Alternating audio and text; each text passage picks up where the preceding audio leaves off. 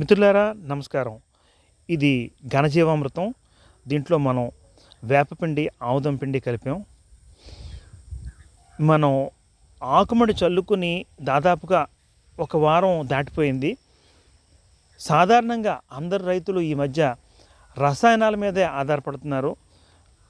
పంట ఏపుగాను బలంగాను పెరగాలన్నా, ఆకుమడి బలంగాను ఏపుగాను పెరగాలన్నా రసాయనాల మీద ఆధారపడుతున్నారు. మనం రసాయనాలకి చాలా దూరం. అందుకని స్వచ్ఛమైన స్వదేశీ గోవుతోటి తయారు చేసినటువంటి ఘనజీవామృతాన్ని మాత్రమే మనం వాడుకుంటూ ఉంటాం. ఈ ఘనజీవామృతాన్ని దుక్కు చేసేటప్పుడు, అంటే దమ్ము చేసేటప్పుడు చల్లుకోవచ్చు. అది మనకి సాధ్యపడకపోతే ఆకుమడి వేసిన తర్వాత, మొలిచిన తర్వాత మనం మెత్తని పొడి చేసి వాటిని జల్లుకోవచ్చు. మంచి ఆహారం కావాలంటే మనం అనేక సార్లు చెప్పుకున్నాం, మంచి దేశవాళీ విత్తనం ఉండాలని. అలాగే మంచి భూమి ఉండాలి. ఆ భూమిలో మంచి మట్టి ఉండాలి. మంచి మట్టి అంటే ఎక్కడి నుంచి తీసుకొస్తామండి?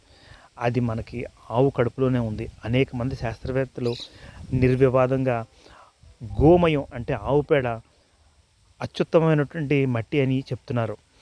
ఈ మధ్య రీసెంట్గా ఆన్లైన్లో ఒక సైంటిస్ట్ గారిని కలిశాను. ఆయన పేరు కాంతి గారు. ఆయన చెప్పింది ఏంటంటే, గోమూత్రాన్ని ఎంత కావాలితే అంత మీరు పంట పొలాల్లో వేసేయండి. దానివల్ల ఏం ఉపయోగం అంటే, అంతకుముందు ఎవరైనా కెమికల్ వ్యవసాయం చేస్తే ఆ వ్యర్థాలు ఇంకా అవశేషాలు ఉండిపోతే అది ఈ గోమూత్రం నిర్వీర్యం చేస్తుంది, న్యూట్రలైజ్ చేస్తుంది అని చెప్పడం జరిగింది. అలాగే మా నాన్నగారు, మేము చిన్నప్పుడు చెప్పేవారు చాలాసార్లు, వంటగదిని, దేవుడి గదిని, ఈదులో కళ్ళాపు అంతా కూడా గోమయంతో చేయించేవారు.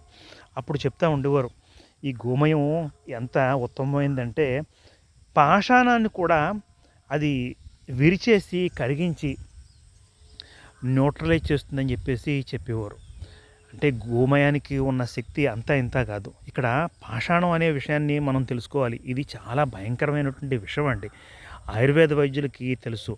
వాళ్ళు తగిన మోతాదులో వాడతారు. లేకపోతే అది ప్రాణాంతకమైనటువంటి విషం.